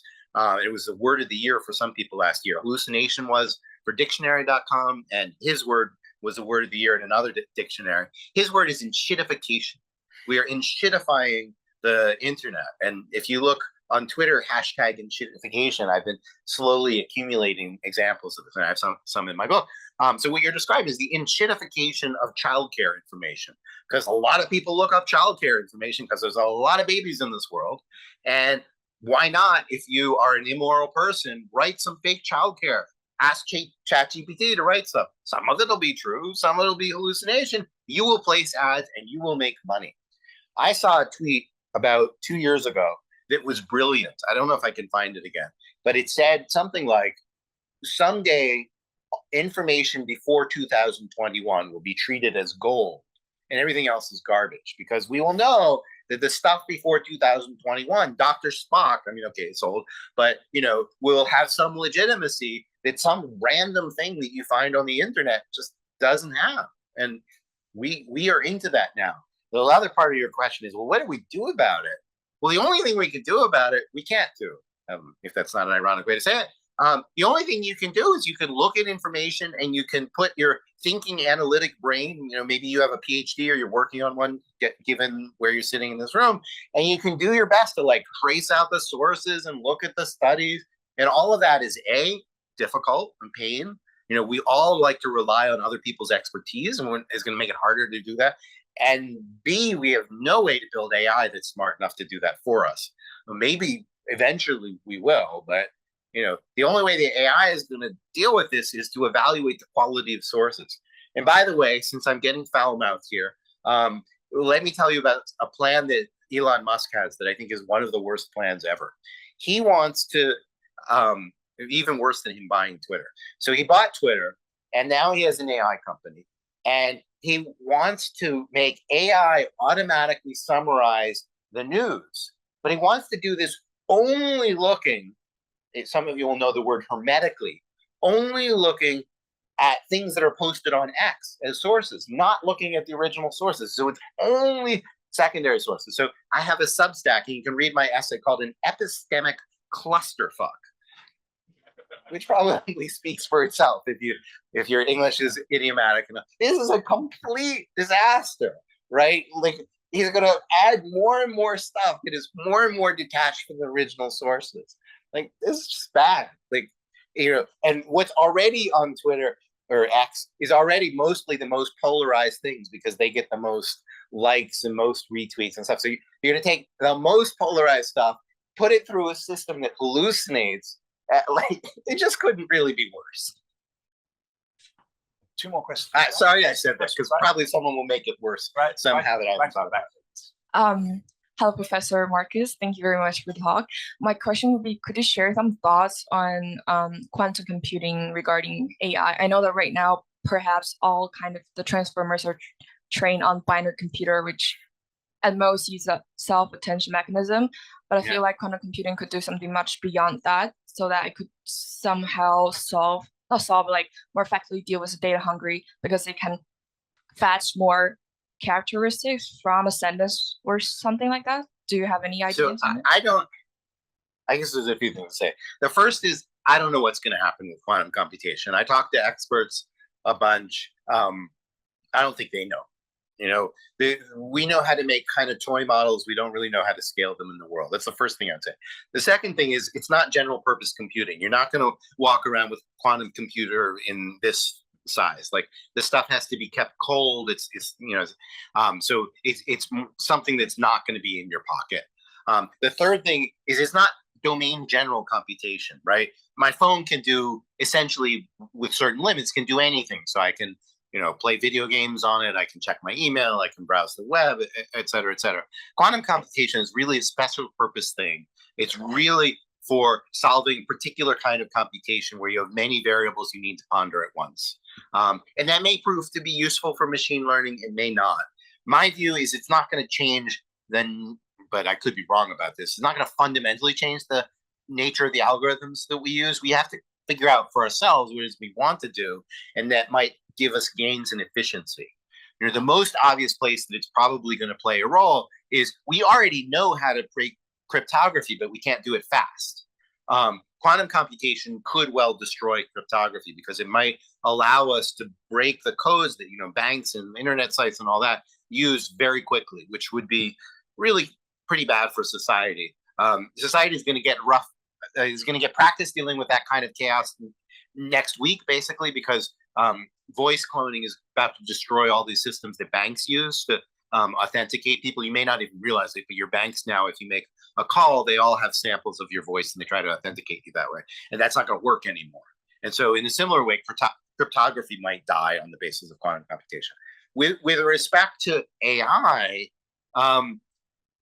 if you just made the training faster on a system that all it does is pastiche together statistical information, I don't think it's going to make a big difference. It's not going to solve the hallucination problems, the unreliability problems. It might change the economics, might make the stuff cheaper, and that might have some consequence. But we really need a different way of building AI. Maybe the computation will turn out to be handy for that, but it's not by itself going to give us that, I think. Thanks very much. You hear me? Speak directly into the microphone like this. Or like this? That's good. Yeah. Okay. So, hey, thank you. It was a great talk. It was very insightful. And I have 2 questions. I hope you can answer both. So one of them is about copyright. I'm here. I'm listening, even though I can't see you. I hear you. So, there you are. Aha. Yeah. You're hiding. Hi. So one is on copyright. So I think it's, I mean, some artistic work, if it's being copied, let's say by DALL-E, it's not DALL-E the artist, but DALL-E the machine. Yeah. It's very much against let's say ethics. but some copyright material inspiration may be fairly reasonable. For example, you may know one of the most notable AI academics, Andrew Ng, and he argues that in language models, just as a person can read a New York Times article. This was when he was posting this when there was this New York Times versus OpenAI law debate. So he said that just as a person can read an article on the internet, and these models get the data from web scraping, the artificial intelligence should also be able to read this article and just learn from it. And because there are many problems with Andrew's analogy. I know him well. We've been on many panels together in the last year. So first of all, we live in a world now where people can write licenses the way they want. So most of your software, you don't own. It is subject to terms and conditions. That is true for written materials, and it is not within Times licensing. The Times is not obligated to make its stuff available for free or even at all. So from a legal perspective, the Times doesn't have to make its training material available this way. And I don't think it's ethical to assume that any artist or writer, when they wrote their stuff, expected it to be used in this way. And so I think it's a very ethically dodgy thing to say, well, because they didn't, when they wrote this in 1997 and nobody was thinking about this, we're just going to assume that they're okay with it. So I think that there's an ethical problem there. There's a software problem. Actually, I'll put it slightly differently. There's both a software problem and a licensing problem, in my view. So the licensing problem is I don't think it's ethical to use this stuff without consent and without compensation. I think that's just stealing. You could have a different ethical way of seeing things, but that's definitely how I see it. It's stealing unless you get consenting, unless you compensate people. We saw this with Napster in music. For a while, people were like, wow, we got all this free music, and the copyright laws are just going to have to change. I am glad that the courts did not go with that and instead said, you know what, you can license this stuff. And we have had licensing arrangements for hundreds of years, and we're going to do the same. So Apple and Spotify and so forth license. They don't give artists as much as I would like them to, but they give the artists something. I think that is good for society. That is the kind of ethical society that I would like. That's part one. But part two is, and I alluded to this before, human artists do look at things for inspiration. When they actually copy things, we do call those copyright violations. Andy Warhol lost a lawsuit around that, and rightly so.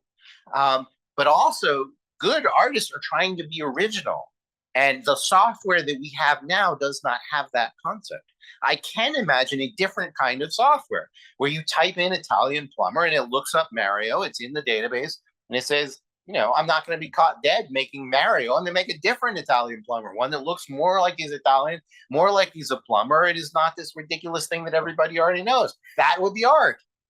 So when we can have software to do that. So I'm not saying AI should never look for inspiration. But when you have dumb algorithms that pass each stuff together and basically do copy them, I don't think that's ethical.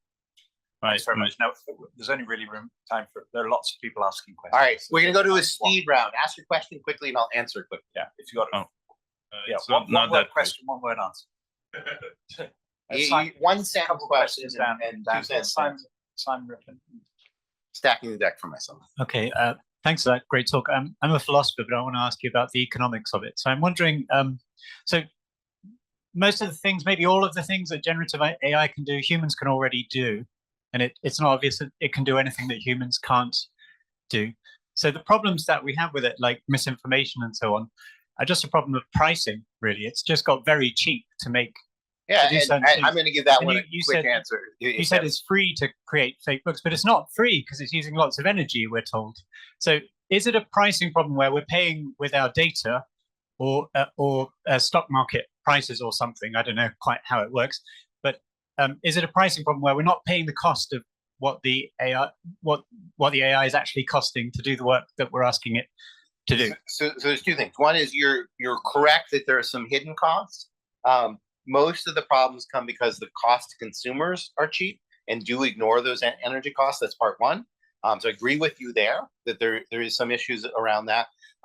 And part two is but you could say that machine guns are just pricing issues, right? Machine guns are like not knives. They kill people. They just do it at a smaller price, but it has consequence in the world, or atomic weapons and so forth. And so these scaling and economic things do have huge consequence. Is the real No. One sentence questions, 2 sentence answer. We're sticking to it. Okay, you're next. You got the microphone. Hi.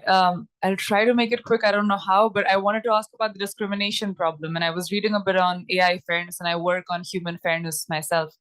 And I mean, we haven't been able to understand how human fairness really works. I mean, we haven't been able to understand fairness in humans, and I'm not sure how you're thinking of removing all sorts of discrimination from AI. And you do want to retain some forms of discrimination, actually. Like if you want to hire for a specific job, you want AI to be able to discriminate between the skilled workers and people who don't have that degree that's required. So I mean, it's not usually. What do you have I in mean, mind? you need a sensitivity. I wouldn't call that discrimination in that case. That's not how I would define the word discrimination. The way I think about this problem is that many people think there's a slippery slope problem. So you can't build ethics into machines because whose values are you going to use? And of course, there are many things that we don't have universal agreement on. There's some we will never have agreement on. For example, in the United States, we're never going to agree on abortion and what the right answer is. But there are a lot of things we do actually agree on. And I think these slippery slope arguments go too far. So we do actually have a codification of what discrimination counts in the United States, what the criteria are and so forth. But we don't have software that can actually work in consistent with that. Or we do know we don't want machines to kill people. Like everybody would agree on that. But we don't know how to code it. Like you can think of Asimov's 3 famous laws of robotics. They're not perfect. His stories are about the limitations of them. But it would be great if we could actually code those into the AI. First do no harm to humans. That would be a major advance if we could do that. And yes, there's a periphery of core cases, or there's a periphery of cases we can worry about. But there's enough core there that we could actually make valuable progress, and it'd be great. I promise to keep them short. So next, Can you? Yeah. My question was about actually concerning like responsibility. Like you talked about problems and what could go wrong with generative AI. And since these days people are in literature also talking about using words like collaboration and like doing things with them, like sharing agency. And I was just curious whether you think that there's so-called like responsibility gap that we should be worried, and we cannot really point out anyone that designers or users do you really think that this is, what do you think about if I understand the question right, I think there's a huge responsibility gap. There's discussion about what we might want in responsible AI and very little effort, partly because the current tools just aren't really oriented around that to do it. So for example, take discrimination, right? Everybody knows what they want the AI to do. We all know we don't want the systems, for example, to discriminate against women in employment. But every time people try to do this, there are proxy variables. So an AI system will say, well, this person is a ballet dancer. Ballet is not correlated with computer programming expertise, so we will ding them for that, right? And so you're not looking at gender, but more women are ballet dancers. And so the systems wind up incidentally discriminating. And nobody is systematically been able to solve that problem in a technical way. It's not for the lack of trying. Amazon spent 5 years trying to build a hiring system that wouldn't discriminate, and they kept finding the problem. It's because the systems don't really understand the abstract concepts. They don't understand gender equality. They don't understand historical bias and so forth. They're just data dredgers that are pulling together data. And so we don't really have a technology to address that. Nobody wants to work outside the box of the technologies that we have.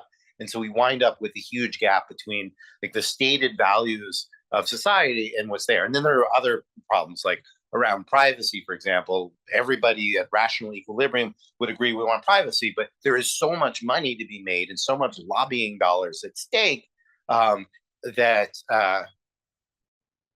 I just realized there's something I shouldn't say out loud. I can tell you afterwards.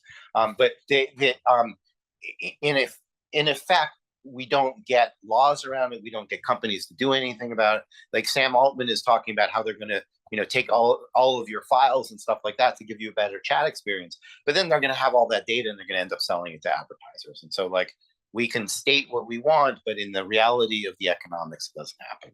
So there's the economic problem and the technical problem.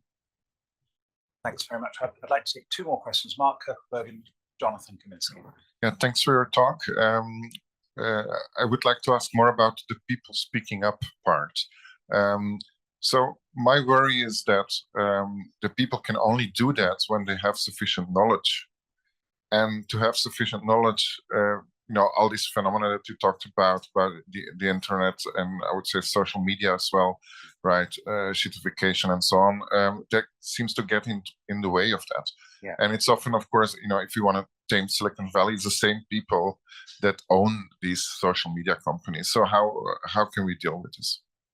I mean, I guess there's two sides of it. I mean, one is I wrote a short book to be as readable as possible, to reach as many people as possible, to explain all of this. It substantially overlaps with what I talked about today, but in a non-technical language. And so, one is education. I'm trying to do my bit, and I hope other people will too. The other is I think we need some specific, easy to understand action. So one of them that I propose at the end of the book is we should boycott any generative AI system that does not license its content. We should only use ones that properly license their content, just like some people will only have fairly sourced coffee so as not to exploit labor. We need to do something similar. And the case that I make is you might not be an artist, you might not be a writer, but some of your friends are. They're coming for them now. And if we don't do anything now, whatever it is that you do for a living, they're going to come for next. And if we don't set some social norms now to protect people from these, somebody called them yesterday, hereditary oligarchies that they're headed to be, we're all going to suffer. So let us take some clear, specific actions. That's what I'm going to try. I welcome suggestions about how to do all of this. Last question, I guess. Jonathan, last question. Do you think that even if future regulation or FDA style approval process and things are implemented, can't do anything to mitigate the harmful potential of the AI technology that already exists, or is too much of that technology out in the wild at this point? This is the Pandora's question, basically, Pandora's box.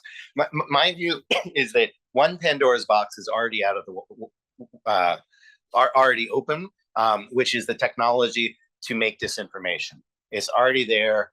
There are a limited number of things we can do. We can demand that AI-generated content be labeled as such, which we should do. We should demand that politicians not use it and that they make a mutual arms, agreement not to do it.